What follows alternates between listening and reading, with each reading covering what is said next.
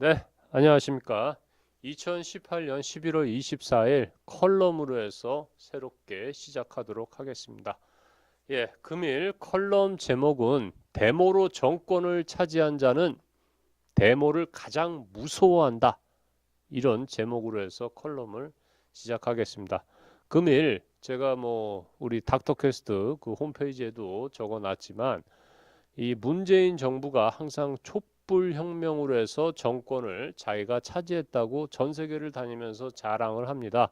예, 물론 전 세계에 있는 대통령들이나 최고 통수권자들은 문재인을 탐탁치 않게 보고 있지만 문재인은 그런 것에 아랑곳하지 않고 열심히 자기가 촛불 혁명으로 구테타가 아닌 촛불 혁명으로 해서 대통령에 앉았다는 것을 상당히 자부심을 갖고 행동을 하죠. 네. 그렇다고 하면은 이 문재인 정부가 이 촛불 혁명, 즉 데모죠. 우리 민주주의의 어원이 뭡니까? 데모크라시 아닙니까? 예.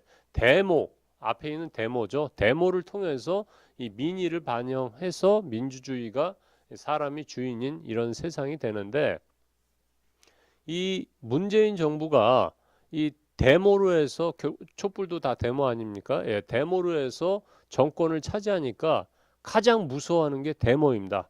그러다 보니까 예, 이 문재인 정부에서 보면은 지난 1년 7개월의 과정을 지켜보니까 데모를 일으키는 세력에게는 항상 정부 예산을 바로 집행하는 게 보입니다. 가령 예를 들어서 금년도에 소득 주도 성장을 열심히 외쳤죠. 예, 장하성이라든가 여러 그 측근들이 해가지고 쓸데없는 그런 정책을 펼쳤는데 결국에 그것으로 해서 근로시간이 줄고 또 시급이 올라가고 하니까 자영업자들이 이제 폐업으로 이어지게 되죠. 그러니까 자영업자 대란이 일어나서 데모를 하게 되죠. 서울 광화문에서. 그러니까 바로 하루 이틀 앞다퉈서 그냥 자영업자 대책이 막 쏟아집니다. 그냥 수수료 안 받겠다. 무슨 대출해 주겠다. 난리가 났죠. 또 민주노총이라든가 각 노동자 단체에서 데모를 하니까 그냥 시급 올려주고 월급도 올려주고 근무 시간도 줄여주고 상여금이고 뭐고 다 주죠. 예, 아주 대단했습니다. 예. 그리고 또 청년들의 어떤 실업 문제, 그 다음에 불법으로다가 이제 이 청년 취업이 막 이렇게 들통나니까 이 청년들이 이제 들고 일어날까봐 청년들이 창업한다든가 각종 지원 대책에 일자리 일회성으로 해가지고 막 쏟아내죠. 네, 입에 거품이 들 정도로 막 쏟아냅니다.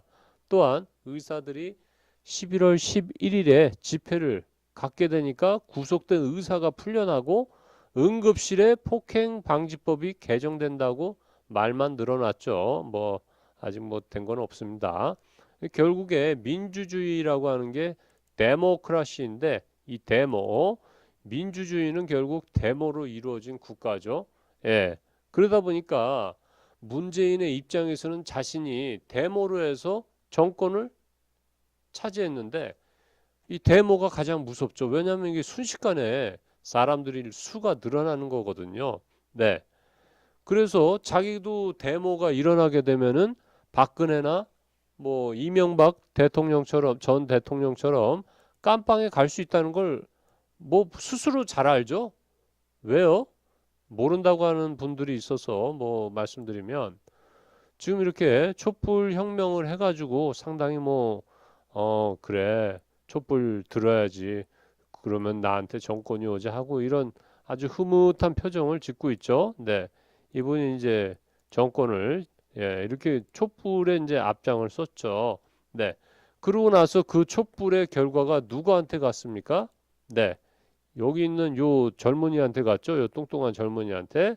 예, 김정은이한테 갔죠. 네, 김정은이하고 아주 환하게 웃죠.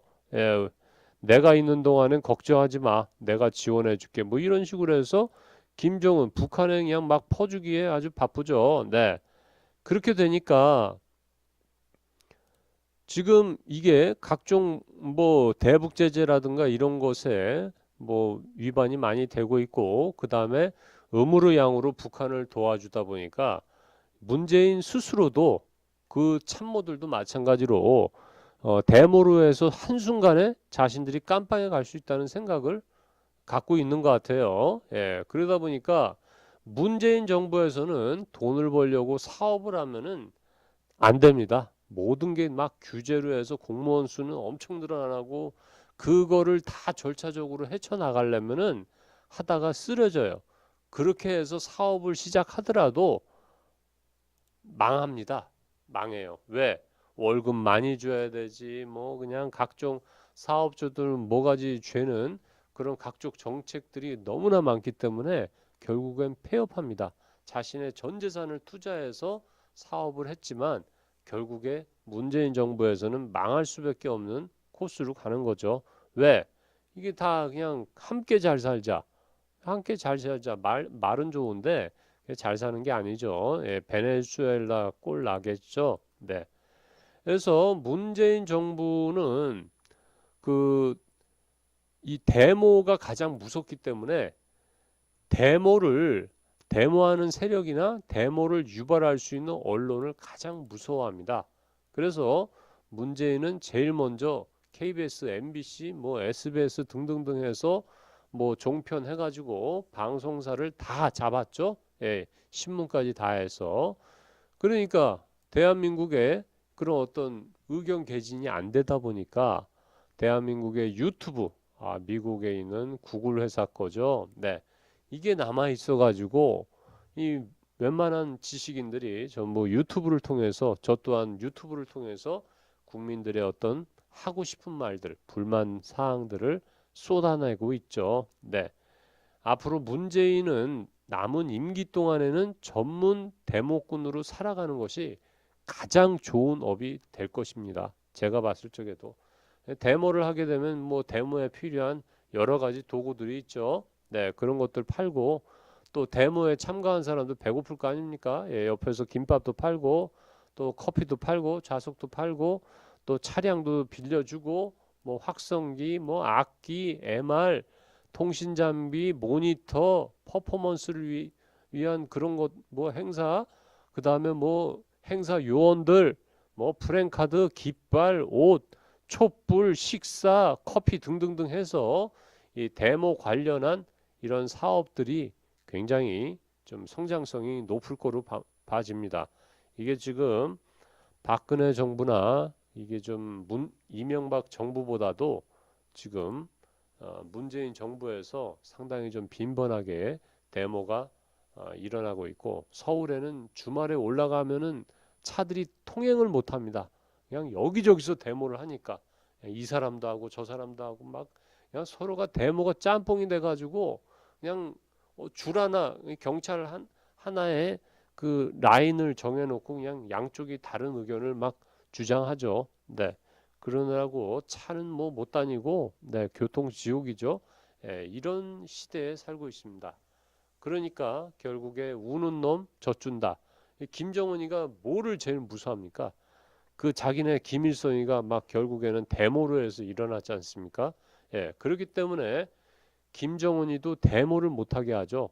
그러니까 5호 단임제라고 중국 시대 2800년 전에 관자가 쓰던 다섯 집이 한 집을 뭐 이렇게 다섯 집이 하나가 돼서 서로가 서로를 감시하는 그런 체제를 유지하고 있죠. 그러다 보니까 그냥 어떻게 데모가 일어나지를 못하게 원천적으로 봉쇄했기 때문에 북한에서는 데모가 잘 일어나질 않는데, 그럼에도 불구하고 조금씩 일어나고 있다고 하죠. 그리고 또 암시장이라든가 각종 자본주의가 밑에서 막 자라나고 있기 때문에 점진적으로 북한 어, 인민들도 이런 자본주의, 민주주의에 대한 의식이 서서히 깨가고 있습니다.